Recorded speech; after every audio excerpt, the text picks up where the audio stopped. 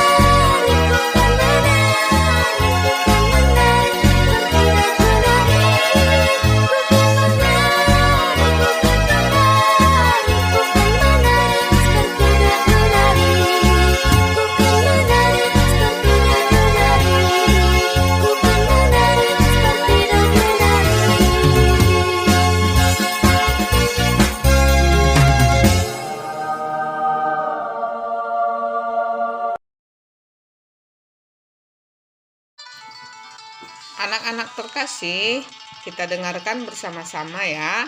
Ibu akan bercerita Daud di istana Raja Saul. Bagaimana ceritanya Daud ini bisa sampai ke istana Raja Saul? Simak cerita ibu berikut ini ya.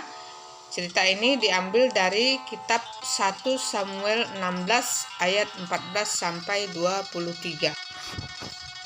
Karena ketidaktaatan Raja Saul, maka roh Allah meninggalkannya. Saul selalu dirasuki oleh roh jahat. Maka Saul memerintahkan hambanya untuk mencari seorang pemain kecapi bagi dirinya. Dan salah seorang hambanya berkata, "Sesungguhnya aku telah melihat salah seorang anak laki-laki Isai, orang Betlehem itu, yang pandai main kecapi. Ia seorang pahlawan yang gagah perkasa, seorang prajurit yang pandai bicara dan elok perawakannya, dan Tuhan menyertai dia." Maka Daud memainkan kecapi bagi Saul. Ia merasa lega dan nyaman, dan roh jahat undur daripadanya. Nah, anak-anak sekalian yang terkasih, jadi ketidaktaatan Raja Saul membuat roh jahat menguasai dirinya. Bagaimana ketidaktaatan Raja Saul itu bisa terjadi? Karena Raja Saul sibuk dengan perang dan kekuasaan. Jadi, ia tidak lagi peduli kepada Allah yang telah memilih dan mengangkatnya menjadi seorang raja pertama di Israel. Saul tidak lagi mengandalkan kekuatan Tuhan, tetapi Saul menganggap bahwa kekuatan itu berasal dari dirinya sendiri. Oleh karena itu, roh Allah meninggalkan Saul dan ia dikuasai oleh roh jahat. Anak-anak sekalian, anak-anak tahu kan lagu Goliat Datang? Yuk kita nyanyi bersama-sama. 1, 2, 3. Goliat datang dengan membawa pedang, Daud datang demi nama Tuhan. Diambilnya sebuah batu, diumbannya, tak, Goliat mati, puji nama Tuhan. Anak-anak sekalian, sekarang ibu mau bercerita tentang bagaimana Daud membunuh Goliat, panglima perang orang Filistin itu. Diambil dari 1 Samuel 17 ayat 55 sampai 58. Simak dengan baik ya anak-anak. Daud membunuh Goliat, panglima perang orang Filistin. Goliat mengenakan pakaian perang lengkap dari besi dan pedang yang besar dan panjang.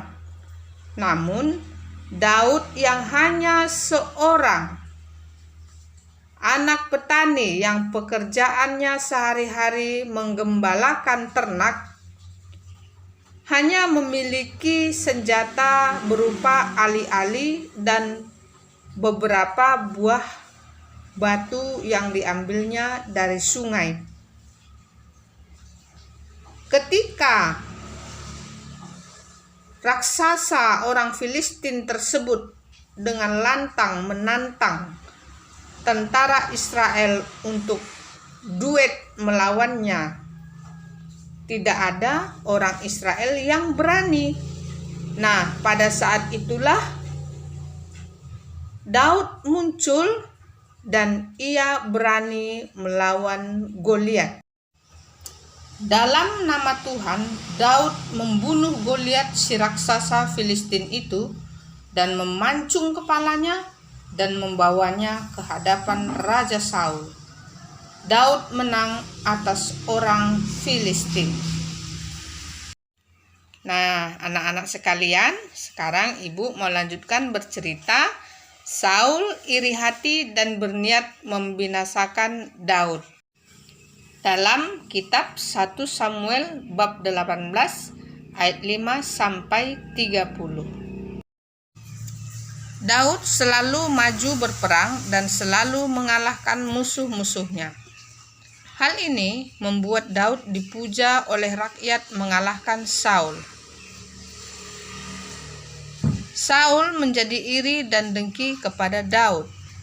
Ia bermaksud membinasakan Daud suatu hari Daud sedang menghibur Saul dengan kecapi, roh jahat menguasai Saul.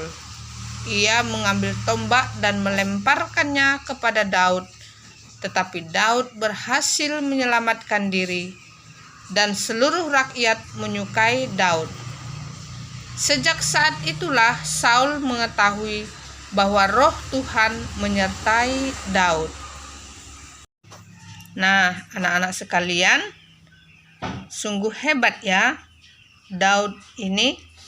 Selain ia bermain kecapi, ia juga seorang yang memiliki wajah yang tampan, pemberani dan gagah perkasa, sehingga semua rakyat menyukainya. Dan terlebih-lebih Daud adalah seorang yang taat kepada Tuhan. Dikatakan suatu hari ketika Daud pulang dari berperang dan ia menang, rakyat menyambutnya dengan tari-tarian dan sorak-sorai. Rakyat mengeluh-elukan Daud. Rakyat berkata, Raja Saul mengalahkan beribu-ribu orang musuh, tetapi Daud mengalahkan berpuluh-puluh ribu musuh. Hal inilah yang membuat Raja Saul semakin iri dan dengki kepada Daud. Ia takut kalau tahta kerajaan berpindah kepada Daud, sehingga Raja Saul berusaha untuk membunuh dan membinasakan Daud. Nah, sekarang ibu mau bercerita tentang Daud menjadi raja atas seluruh Israel. Terdapat dalam 2 Samuel bab 5 ayat 1 sampai 12. Lalu datanglah segala suku Israel kepada Daud di Hebron, dan para tua-tua mengurapi Daud menjadi raja atas orang Israel. Sekarang taulah Daud bahwa Tuhan telah menegakkan dia menjadi raja atas orang Israel.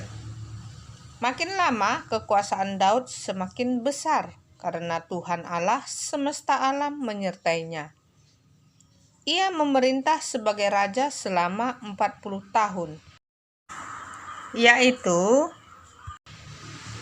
di Hebron selama 7 tahun dan di Yerusalem selama 33 tahun. Baiklah anak-anak sekalian, itulah cerita tentang Daud yang senantiasa taat, patuh, setia kepada Tuhan. Maka orang yang taat, patuh, dan setia kepada Tuhan pasti akan menjadi seorang yang besar, akan menjadi seorang yang hebat,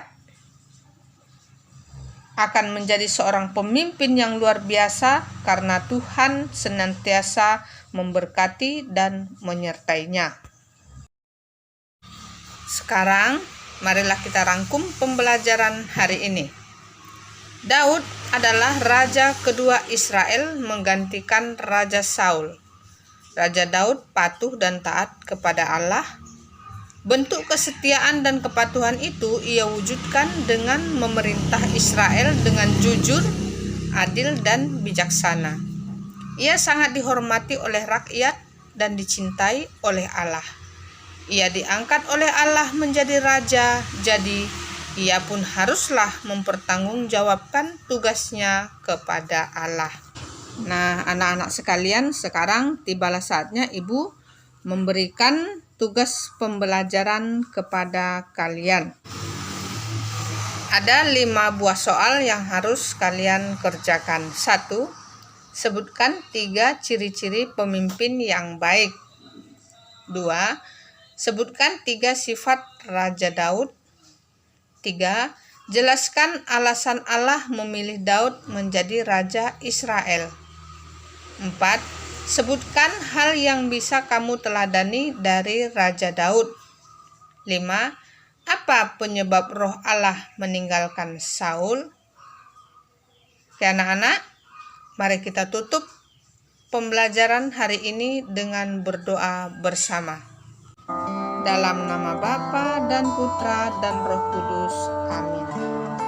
Tuhan Allah yang Maha Pengasih, Engkau adalah sumber kekuatan, kebijaksanaan. Kami mohon berkat-Mu bagi kami agar tumbuh menjadi orang yang taat dan setia seperti Daud hamba-Mu, demi Kristus Tuhan kami. Amin. Dalam nama Bapa dan Putra dan Roh Kudus. Amin. Sampai jumpa di pelajaran berikutnya.